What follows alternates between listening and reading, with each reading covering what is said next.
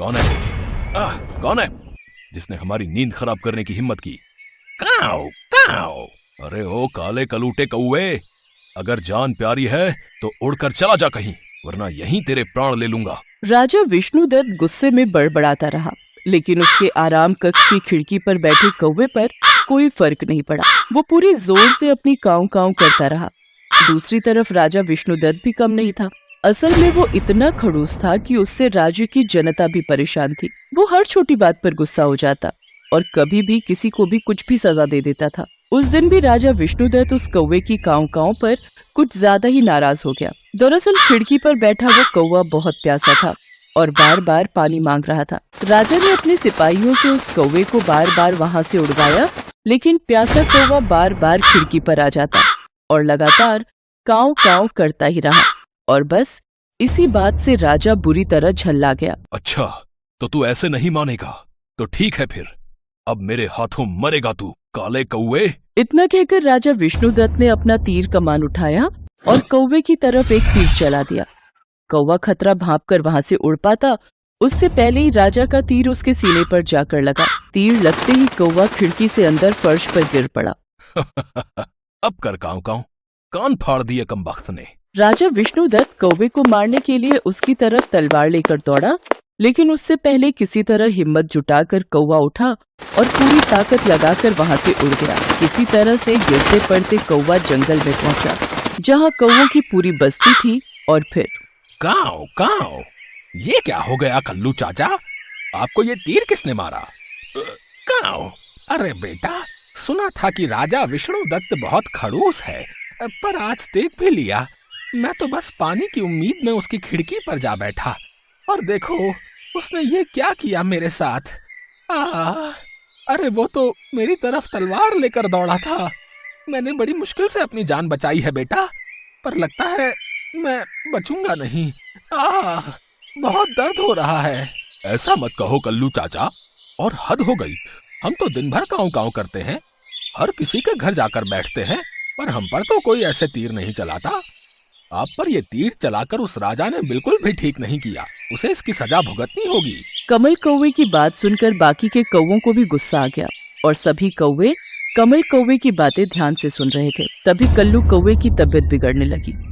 उसने एक लंबी सांस ली और वो डाल से नीचे गिरने लगा, लेकिन अब उसमें इतनी जान नहीं थी कि इस बार वो पंख फैलाकर उड़ जाए और अपनी जान बचा ले। एक तो तीर का जख्म और अब इतनी ऊपर से गिरने की वजह से उसकी मौत हो गई। उसे देखकर सभी कौवे रोने लगे। नहीं कल्लू चाचा, आप हमें ऐसे छोड़कर नहीं जा सकते। कल्लू कौवे की मौत ने सारे कौवों को गुस्से से भर दिया। उस दिन पूरी कौवा बिरादरी में मातम पसरा हुआ था और अब हर कौवा राजा विष्णुदत्त से बदला लेना चाहता था। पर इतने बड़े राजा से एक कौवे की मौत का बदला कैसे ले, ये बड़ा सवाल था। उस राजा ने कल्लू चाचा को इसीलिए तीर मारा ना, क्योंकि उसे हम कौवों की आवाज पसंद नहीं। उसके कान दुखते हैं हमारी आवाज से। तो फिर ठीक है, अब ना रहेंगे राजा के कान और ना होगी उसे कोई दिक्कत। सभी ने कमल कौवे की बात पर हामी भर दी। तभी एक बूढ़े कौवे ने आगे बढ़कर कहा, वो तो सब ठीक है, पर इतनी कड़ी सुरक्षा में तुम राजा को सबक सिखाओगे कैसे बेटा कमल? उसकी भी योजना है मेरे पास बाबा। कमल ने फौरन सारे कौवों को इकट्ठा किया और उन्हें अपनी योजना के बारे में बताया। थोड़ी ही देर बाद कमल कौवा बाजार के ऊपर मंडराने लगा। उसे वहां एक दुकान नजर आई जहां चाकू छुरियां तेज कराई जाती थी। कमल कौवे ने मौका देखकर वहां से एक तेज चाकू चुरा लिया। अगले दिन सारे कौवे राजा को सबक सिखाने के लिए तैयार थे। कमल कौवे की योजना के मुताबिक जंगल से तो सारे कौवे एक साथ उड़े, लेकिन महल पहुंचने से पहले सारे कौवे दो हिस्सों में बट गए। कमल कौवा अपने कुछ साथियों के साथ महल के पीछे जाकर छिप गया और बाकी कौवे महल के सामने लगे एक पेड़ पर जा बैठे। सुनो साथियों, जैसे ही मैं इशारा करूंगा तुम काऊ काऊ करने लगना, जिस पर वो राजा जरूर गुस्सा करेगा। लेकिन तुम लोग डरना मत, वो राजा जैसे ही तुम्हें मारने तुम्हारे पास आएगा, बस मैं तभी उसे सबक सिखाऊंगा। ठीक है बेटा, बस थोड़ा टाइमिंग का ख्याल रखना जरा। वो क्या है ना, मैं टाइम से पहले नहीं मरना चाहता। चिंता मत करो बाबा, हम पहले ही कल्लू चाचा को खो चुके हैं। अब की बार हम में से कोई नहीं मरेगा, ये वादा है मेरा। कमल कौवे की योजना के मुताबिक कुछ कौवे राजा की खिड़की पर बैठकर काऊ काऊ करने लगे, जिससे राजा विष्णुदत्त को फिर से गुस्सा आ गया। अबे क्या बला है ये काले कलूटे कौवे मेरे पीछे ही क्यों पड़े हैं? कल ही एक को निपटाया है और अब ये सब आ गए, और ये वाला तो कुछ ज्यादा ही काऊ काऊ कर रहा है। रुक वहीं, रुक तू भी मरेगा कलुए। राजा जैसे ही बूढ़े कौवे को मारने के लिए खिड़की की तरफ अपनी तलवार लेकर दौड़ा, बूढ़ा कौवा तो फौरन वहां से उड़ गया, लेकिन कमल का इशारा पाते ही पेड़ पर बैठे बाकी कौवे राजा पर चिपट पड़े, जिससे राजा विष्णुदत्त घबरा गया और अंदर की तरफ भागा। तभी पीछे छिपे बैठे कमल कौवे ने आगे बढ़कर तुरंत चाकू से राजा के दोनों कान काट लिए और उन्हें मुंह में दबाकर वहां से उड़ गया।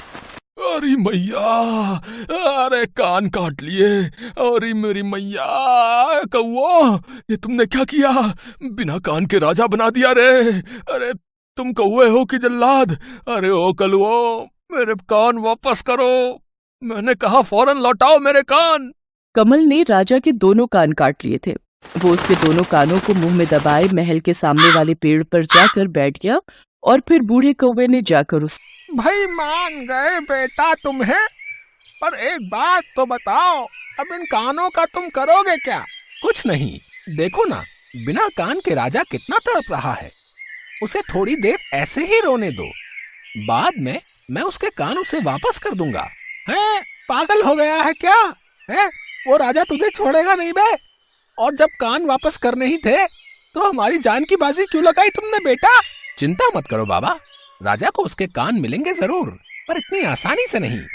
सबको लेकर मेरे साथ आओ, मैं सब समझाता हूँ। कमल कौवे ने राजा के दोनों कान बूढ़े कौवे को दे दिए और खुद अपने साथियों के साथ राजा की खिड़की पर जाकर बैठ गया।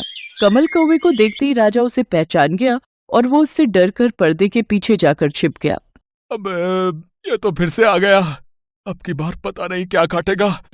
बचाओ सैनिकों, बचाओ मुझे, कोई है? इन कौवा से कोई बचाओ मुझे। काऊ काऊ, चिल्ला लो राजा, जितना मर्जी उतना चिल्ला लो, लेकिन तुम्हारी मदद के लिए कोई नहीं आएगा, क्योंकि तुम्हारे सैनिकों के कमरे के बाहर से कुंडी लगा दी है हमने। भाई तुझे क्या चाहिए? तू क्यों मेरी जान के पीछे पड़ा है? मैंने तेरा क्या बिगाड़ा है? अच्छा, इतनी जल्दी भूल गया? कल तूने हमारे कल्लू चाचा को मारा था और तेरे कान काटकर हमने उसी की सजा दी है तुझे। मुझसे गलती हो गई भाई, माफ कर दे यार। मैं तुझे खूब सारा पैसा दूंगा, खाना दूंगा, बस मेरे कान मुझे वापस कर दे भाई। देखना मैं बिना कान के कैसा बंदर जैसा लग रहा हूँ। ऐसे ही अपनी जनता के सामने जाऊंगा तो सब मुझ पे हंसेंगे भाई। भाई दे दे भाई। ऐसी बात है तो ठीक है, तुम्हें तुम्हारे दोनों कान वापस मिल जाएंगे, लेकिन उससे पहले तुम्हें वादा करना होगा कि आज के बाद तुम या तुम्हारे सैनिक कभी किसी पक्षी पर हमला नहीं करोगे, चाहे जो हो जाए। भाई मंजूर है भाई मंजूर है भाई, सब मंजूर है भाई सब। और दूसरी बात ये कि तुम्हें अपने महल के ठीक सामने हमारे कल्लू चाचा की मूर्ति बनवानी होगी। और फिर हरगिज़ नहीं, ये कैसे हो सकता है? एक कौवे की मूर्ति? नहीं नहीं नहीं नहीं, ये तो अच्छा, तो फिर अपने कान तो तुम भूल ही जाओ। हाँ, वैसे भी बहुत भूख लगी है, तो तुम्हारे दोनों कानों की ही दावत उड़ाई जाएगी आज। नहीं नहीं, अबे रुक जा, अबे बनवाऊंगा भाई, बनवाऊंगा यार, बनवाऊंगा, जो तुम कहोगे वो करूंगा, बस मेरे कान उन्हें मत खाना और मुझे लौटा जरूर देना मेरे कान। कमल कौवे की दोनों शर्तें राजा ने मान ली, जिसके बाद उसे उसके दोनों कान वापस मिल गए। राजवैद्य ने राजा के कान वापस लगा दिए और कुछ ही दिनों के बाद राजा के महल के ठीक सामने कल्लू कौवे की मूर्ति भी राजा को लगवानी पड़ी। अब तो जब भी कौवों का मन होता तब वो कल्लू कौवे की मूर्ति पर जाकर बैठते और पूरी ताकत से काऊ काऊ करते, और राजा विष्णुदत्त तकिए से अपने कानों को ढक लेता, क्योंकि इसके अलावा कुछ और करने की हिम्मत उसमें अब नहीं बची थी। बहुत समय पहले की बात है। विशाल नगर में राजा कृष्णदेवराय राज्य करते थे। उनके पास सब कुछ था, बस एक चिंता थी कि उनके घर कोई संतान नहीं थी। उनकी पत्नी सोमलता भी इस बात से बहुत दुखी थी। एक बार सोमलता अपने बाग में एक तालाब के पास टहल रही थी। वहीं एक सांप एक मेंढक को निगलने के लिए उसके पीछे पड़ा था और मेंढक टर्र टर्र की आवाज से अपने आप को बचाने की कोशिश कर रहा था। अरे, ये इतनी तेज आवाज! ये तो किसी मेंढक के शोर की आवाज है। ये सांप इसे खा जाएगा। मुझे इस मेंढक को बचाना होगा। रानी एक डंडे की सहायता से सांप को डराती है और सांप मेंढक को छोड़कर झाड़ियों में भाग जाता है। शुक्रिया रानी, आज तुमने मेरी जान बचाकर मुझ पर बहुत उपकार किया है। नहीं तो मेरी पत्नी और बच्चे मुझे वापस न लौटा देख बहुत दुखी होते। आज तुमने मेरी जान बचाई है। भगवान करे तुम्हारे मन की इच्छा जल्दी पूरी हो। इतना कहकर वो मेंढक वापस तालाब में चला गया। रानी की तो एक ही इच्छा थी कि उसे संतान सुख की प्राप्ति हो, और मेंढक के कहे अनुसार रानी की इच्छा जल्दी पूरी हो गई और वो गर्भवती हो गई। कुछ समय पश्चात रानी ने एक बहुत ही सुंदर और प्यारी सी बेटी को जन्म दिया।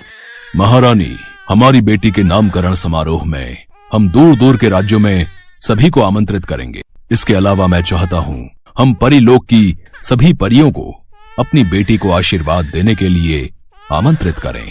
ये तो बहुत उत्तम विचार है महाराज। तो ठीक है, मैं दूर दूर के राज्यों में सभी राजा महाराजा को आमंत्रित करने के लिए सेनापति को भेज देता हूँ और परीलोक में भी सबको आमंत्रित करता हूँ। राजा कृष्णदेव राय परीलोक में सभी परियों को आमंत्रित करने चले जाते हैं, पर भूल से वो काली परी को आमंत्रित करना भूल जाते हैं। राजकुमारी के नामकरण संस्कार पर सभी परियां और दूर दूर के राजा महाराजा शामिल होते हैं। काली परी जब सब परियों को वहां गया देखती है तो वो क्रोध में आ जाती है और राजमहल पहुंचती है। राजा कृष्णदेव राय, तुमने सब परियों को आमंत्रित कर दिया पर मुझे बुलाना भूल गए। काली परी, ऐसी बात नहीं है, मुझसे भूल हो गई, मुझे क्षमा कीजिए। जब मैं परियों को आमंत्रित करने गया था तब आप मुझे महल में दिखाई नहीं दी। मैं कुछ नहीं जानती, इस भूल की कोई क्षमा नहीं है। तुमने मुझे आमंत्रित नहीं किया, मेरा अपमान किया, इसलिए मैं तुम्हारी बेटी को श्राप देती हूँ कि ये इसी समय काली हो जाए, इसका रंग काला हो जाए और कोई भी इसे पसंद न करे। नहीं नहीं काली परी, ऐसा मत करो, मेरी बेटी का इसमें कोई दोष नहीं। तुम मेरी फूल सी बच्ची को क्यों सजा दे रही हो? काली परी, मेरी भूल की सजा मेरी बेटी को मत दो, इसे श्राप मुक्त कर दो। राजा और रानी काली परी से क्षमा मांगने लगे और बाकी परियां भी काली परी को समझाने लगी। तब काली परी बोली, मैं अपना श्राप तो वापस नहीं ले सकती, पर इसका असर कम कर सकती हूँ। राजकुमारी का कालापन सिर्फ तभी दूर होगा जब कोई राजकुमार खुद राजकुमारी को इसी रूप रंग के साथ पसंद करेगा और उससे शादी करने के लिए कहेगा। उसी समय राजकुमारी वापस अपने रंग रूप में आ जाएगी। इतना कहते ही काली परी वहां से चली गई। राजकुमारी के नामकरण संस्कार की विधि संपूर्ण हुई और राजकुमारी का नाम काजल रखा गया। उसके पश्चात सब मेहमान अपने अपने देश वापस चले गए। धीरे धीरे राजकुमारी काजल बड़ी होने लगी। काले रंग की वजह से सब लोग राजकुमारी का मजाक उड़ाते थे और उससे नफरत करते थे। राजकुमारी काजल, तुम कितनी काली हो, तुम पर तो कोई भी वेशभूषा सुंदर ही नहीं लगती। अगर ये इतने सुंदर सुंदर कपड़े और गहने हमारे पास होते ना तो हम तुमसे ज्यादा सुंदर लगती। अरे राजकुमारी काजल को कुछ मत कहो, नहीं तो ये राजा रानी को हमारी शिकायत लगा देगी। हमारे माता पिता ने मना करा है कि हम राजकुमारी के साथ ना खेलें, नहीं तो राजा रानी हमें सजा दे देंगे। चलो चलो, हमें इसके साथ नहीं खेलना। नहीं, मैं माताश्री पिताश्री को कुछ नहीं कहूंगी, तुम सब मेरे साथ खेलो, मुझे तुम्हारे साथ खेलना है, रुको। राजकुमारी काजल की बात कोई भी सहेली नहीं सुनती, वो सब वहाँ से चली जाती हैं। राजकुमारी काजल रोती हुई महल में आती है। माँ, मेरा रंग काला क्यों है? मेरी कोई सहेली मेरे से बात नहीं करती, सब मुझसे नफरत करते हैं। चुप हो जा मेरी बच्ची, हमें कभी भी किसी की बात का बुरा नहीं मानना चाहिए। हम दूसरों को नहीं समझा सकते, पर हम अपने आप को तो समझा ही सकते हैं ना। इसलिए किसी बात को अपने मन पर मत लगाओ और तुम मेरे पास बैठो, मैं तुम्हें कहानी सुनाती हूँ। राजकुमारी काजल इसी बात को लेकर हमेशा दुखी रहती थी। धीरे धीरे समय बीता और राजकुमारी काजल बड़ी हो गई। राजा और रानी चाहते थे कि राजकुमारी का विवाह हो, पर राजकुमारी के काले रंग की वजह से सारे राजकुमार उससे रिश्ते के लिए मना कर देते थे। क्या करें महारानी, हमारी बेटी से कोई भी राजकुमार शादी के लिए हाँ नहीं करता। उसके काले रंग को देखकर सब राजकुमार उससे विवाह के लिए मना कर देते हैं। इस बात की चिंता तो मुझे भी सता रही है। काली परी के श्राप से कब और कैसे मुक्त होगी हमारी बच्ची, ये तो वक्त ही बताएगा। वैसे राजकुमारी काजल है कहाँ? आज वो सुबह से ही दिखाई नहीं दे रही। और कहाँ जाना है, अपना मन हल्का करने के लिए वो जंगल में शिकार पर निकली है। और तो कोई उसका साथी है नहीं, इसलिए वो अकेली ही अपने दुख को मन में दबाए मन बहलाने शिकार पर चली जाती है। अरे राजकुमारी काजल कहाँ गई? लगता है वो किसी जानवर का पीछा करते हुए आगे चली गई हैं। अब तो एक ही रास्ता है, हम यहीं नदी किनारे बैठकर उनका इंतजार करते हैं। राजकुमारी काजल घोड़े पर सवार धनुष बाण हाथ में लिए शिकार का पीछा कर रही थी। अचानक राजकुमारी ने देखा एक नौजवान दो शेरों के बीच घिरा हुआ है और वो नौजवान निहत्था है। शेर उस पर हमला करने ही वाले थे कि तभी राजकुमारी काजल उनके बीच जमीन पर तीरों की बौछार से उन्हें डराती है, जिससे डरकर दोनों शेर जंगल की ओर भाग जाते हैं। लाइए हाथ दीजिए, आप ठीक तो हैं? जी शुक्रिया, बस थोड़ी सी देर हो जाती तो मैं इन दोनों का भोजन बन चुका होता। वैसे मेरा नाम जयचंद है, मैं पास के राज्य कुशलगढ़ का राजकुमार हूँ। और आपका परिचय? राजकुमारी काजल जयचंद को अपना परिचय देती है। धीरे धीरे जयचंद और राजकुमारी काजल में दोस्ती हो जाती है। राजकुमारी काजल को जयचंद का साथ बहुत अच्छा लगता था। राजकुमारी मन ही मन जयचंद को प्यार करने लगती है, पर राजकुमारी को डर था कि कहीं सभी राजकुमारों की तरह जयचंद भी राजकुमारी को विवाह के लिए मना न कर दे। इसलिए राजकुमारी काजल ने जयचंद से दूरी बनाना ही ठीक समझा। आज 5 दिन हो गए, राजकुमारी काजल मुझसे मिलने नहीं आई। सब ठीक तो होगा? कहीं राजकुमारी काजल का स्वास्थ्य तो नहीं खराब हो गया? मुझे उनके राज्य में जाकर उनका हालचाल जानना चाहिए। राजकुमार जयचंद राजकुमारी से मिलने महल जाता है तो उसे सारी सच्चाई पता चलती है। राजकुमारी काजल, आपने बिना मेरी राय लिए, मेरे से बात किए बिना ये कैसे फैसला ले लिया कि मैं आपको पसंद नहीं करूंगा? मैंने तो आपसे अभी तक अपने मन की बात कही ही नहीं। राजकुमार जयचंद, इसीलिए आपसे ये बात नहीं की क्योंकि आप देखने में बहुत सुंदर हैं। आपको तो सुंदर राजकुमारियां अपने विवाह के लिए मिल जाएंगी, पर मैं आपके लायक नहीं हूँ, इसीलिए मैंने दूरी बना ली। राजकुमारी काजल, किसने कहा कि आप सुंदर नहीं हैं? आपकी खूबसूरती मैंने देखी है, आप बहुत सुंदर हैं। आपका मन बहुत सुंदर है। व्यक्ति के रंग से उसकी सुंदरता की पहचान नहीं होती, उसके व्यवहार से होती है। आप मुझे बहुत पसंद हो, मैं आपसे विवाह करना चाहता हूँ। राजकुमार जयचंद के इतने शब्द बोलते ही राजकुमारी काजल का रंग बदलने लगता है और वो वापस अपने रूप में आ जाती है। ये देखकर जयचंद और काजल दोनों ही चौंक जाते हैं। तभी राजा कृष्णदेव राय और रानी सोमलता काली परी के द्वारा दिए गए श्राप की पूरी बात उन्हें बताते हैं।